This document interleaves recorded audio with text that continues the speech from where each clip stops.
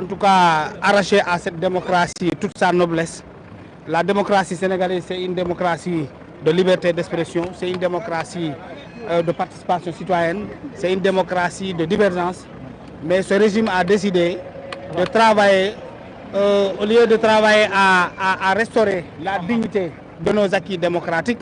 au lieu de travailler à renforcer la démocratie sénégalaise, au lieu de travailler à donner à ce pays toute sa noblesse politique, mais aussi démocratique, mais ils ont décidé, en tout cas, de rompre à tous ces acquis que nous avons acquis au soir de plusieurs luttes, depuis d'ailleurs les indépendances, hein, parce que ce pays, ce qui fait sa différence avec les autres pays, c'est la possibilité pour les uns et les autres de choisir soit d'accompagner le pouvoir ou de rester à l'opposition, et puis d'exprimer comme ils le sentent, en tout cas leurs avis politiques. Alors Oumar Sow est encore une fois une victime de ce régime en perte de vitesse, de ce régime qui a décidé de faire face à toute personne qui a décidé de leur dire non, ce qui ne doit pas passer dans ce pays-là. Ce qui fait que le NFA, le nouveau front Force Alternative, a décidé de rester debout, de faire face à ces gens pour que la démocratie sénégalaise continue de triompher au Sénégal d'abord, avant d'être au modèle en Afrique et dans le monde. Alors, nous, régime bi top, jamono opposition, nous avons dénoncé l'article 254, défense au chef de l'État, et l'article 80. Tey jii nii ñu ngi ciy daan ñu bëree bëri. Loolu est-ce que du revirement quelque part? Waaw, l'article 254 c'est un article boo xam ne dafay revenir ci offense, pas offense mais diffamation ak yooyu. Diffusion de fausses nouvelles. Mais c'est l'article 80 qui est là pour l'offense au chef de l'État. ñoom ñoo doon wax ne article yooyu dañoo war a tëb tey ça ne doit pas être le combat de Pastef loolu mooy dëgg. C'est l'opposition, les acteurs politiques qui veulent que cette démocratie-là reste une démocratie debout. ñoom ñoo war a xeex pour que article yooyu tëb mënoo xaar ci pouvoir bi mu la koy dindil non, tous les acquis en démocratie xeex moo koy joxe. Maintenant, rester dans les salons, rester dans les studios, rester en tout cas dans les réseaux sociaux, ça ne peut pas faire reculer ce régime-là. Il faut faire face. C'est pour cela d'ailleurs que le NFA a décidé d'organiser une marche, certainement tu reviendras là-dessus, le 20,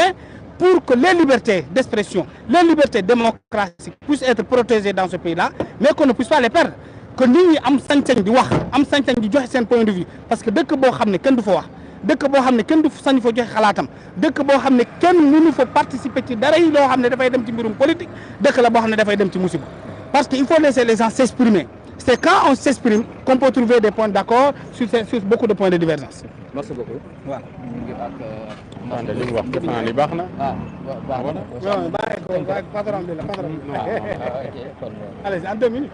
Addu bi rek loo ci mën a dolli rek tey ci verdict yi ñu doon xaar Oumar Sow daan nañ ko lu toll ci 6 mois donc 1 mois ferme noo jàngatee verdict boobu. waaw Sénégal de actuellement ñëpp a ngi tribunal fi mu toll nii defe naa ni daal sa voisin boo gëj a gis ñëwal tribunal ñu ngi koy jugé wala mi ngi mandat de dépôt wala mi ngi tout simplement rëbës di xaar procès ñu gis vraiment un état policier dans le sens le plus noble du terme Gestapo la ñu gis fii dëkk bi daal daa mel na Mussolini moo ko yor wala Hitler wala Muammar Kadhafi wala en tout cas dictateur boo xam ni vraiment en plein régime fi mu toll nii la ne parce que nag mun nañu comprendre ku saaga président ñu woo la kooku mun nañ koo nangu mun nañ comprendre ku diffuser fausse nouvelle boo xam ne mën na mettre en péril l'intégrité du territoire wala mettre en péril la sécurité nationale loolu mën nañ ko comprendre waaye bu ñu demee ba presse bi di ñëw fii di couvrir nit ku war a dem procès ndax protocole président je pense que ni dëkk bi fi mu toll nii sénégalais war nañ commencer tiit seen ay liberté te liberté yooyu nag ñuy wax nag du loolu xam ne rek politiciens yi kese la ku yaakaar ni politiciens yi kese la ñuy jàpp ak di leen nar a woo wala di leen fitnaal nanga sa bopp parce que sénégalais daa tàmm sama yoon nekku ci sénégalais daa tàmm noo man kenn woowu ma sénégalais daa tàmm man lii du ma dal lii ñëpp la concerné ba ci yéen ñii presse bi tey jii bis dana toll foo xam ni dootu leen taal ci chaîne di wane kenn koo xam ni bokkut ak Ousmane Sonko bis daañu àgg foo xam Sénégal dootu leen interviewé nit koo xam ni bokkutul ak Ousmane Sonko wala bëggul Ousmane Sonko daañu toll foo xam ci Sénégal chaîne télé dootul émettre neexul Ousmane Sonko te loolu mi ngi suñu kanam daa nga ne lii Jibi Ndiaye mos na taxaw buntu tribunal wax ko démocratie nag lu ñuy défendre la du luñ lay may damaa lire Dominique de Villepin mu ne la démocratie n'est pas un privilège acquis mu ne la démocratie n'est pas un privilège donné la démocratie est un privilège à défendre na Sénégalais yi génn ñu défendre démocratie bi lii ñu gis mais wax du ko régler lii ñu gis bind ay article du ko régler lii ñu gis muy ñëw ci jaay doole dama ne ay simple émission télévision ak ay article Facebook ak ay TikTok réglé wul lii ma gis sénégalais dañu génn défendre république bi défendre réew mi parce que nag Ousmane Sonko ak Diomaye Faye dañ leen jox un pays démocratique ba Diomaye Faye ak Ousmane Sonko toogee ci réew mi ba léegi nappe lañ fi gis jaay doole gendarmerie police ak procureur Alioune Ndoye ku wax mu woo la tribunal fii di woote comme si que ni Sénégal dañ ko formé woon moom ENA pour que muy naqaral ak di toroxal sénégalais yi loolu la Ousmane Alioune Ndoye rek procureur Ndoye nekkee ci réew mi muy nag lu ñu ñaawlu parce que Sénégal du ñu ay jaam te nag dëkk bi des na ay goran des na ay garmi des na ay bañkat lii ñu gis Sénégal kenn du ko nangu en tout cas le nouveau front du ko nangu daañu dugal ñun ñëpp parce que nag vendredi incha allah daañu taxaw xeex démocratie bi xeex république bi parce que république bi kenn mayu ko Ousmane Sonko kenn mayu ko Bassirou Diomaye Faye kenn mayu ko régime Pastef parce que ñii dugg fii ñu leen di jugé tey waa Pastef ñoo waroon taxaw fii ñu leen di jugé Azoura Fall fi saaga Diomaye Faye kenn woowu ko